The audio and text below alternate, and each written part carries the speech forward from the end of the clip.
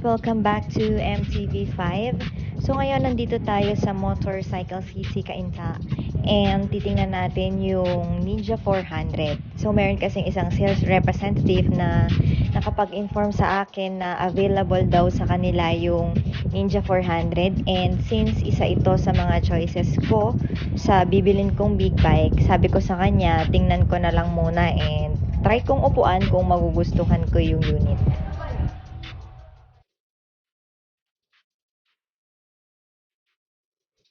Dito sa Motorcycle City Cainta is marami silang brands na kinikerry like Kawasaki, KTM, Yamaha, CF Moto, Suzuki, and Royal Enfield. So marami tayong pwedeng pagpilian. I think ito na yung last branch na pupuntahan natin. So ayun. So try nating upuan tong Ninja 400. Ayan, sobrang gaan nito, guys. Parang bagay na bagay siya sa beginner sa big bike. Para lang akong nagtayo ng Aerox oh. Ayan bagay ba sa akin? Diba? Ganda din eh. O, diba? Nagpa-picture pa ako dyan. And again, ito na naman ang ating 450 SR CF Moto. Na-try ko na siyang upuan sa day 1 ko, pero para lang mapag-compare natin since isa din siya sa choices ko. So, mapagkumpara natin alin ba yung mas feel kong upuan or mas komportable ako. Yung CF ba o yung Kawasaki?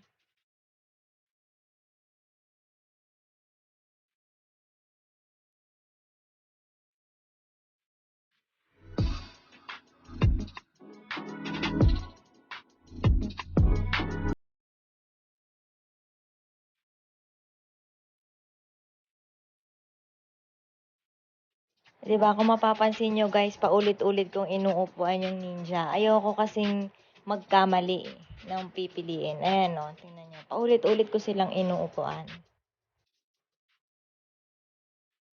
Tapos nakita ko tong adventure ng Royal Enfield na Himalayan. 400cc din siya.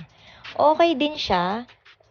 Panandalian ko siyang nagustuhan kasi ang gaan, tapos masarap yung upuan. Diba? Tapos, meron din silang KTM. So, tinry ko din upuan yung mga bike sa KTM. Ayan, pati yung adventure na yan, grabe. Ang sarap talaga upuan ng adventure. Kaya lang, hindi, siguro pag pagod na ako sa sports, mas bet ko kasi yung sports bike eh.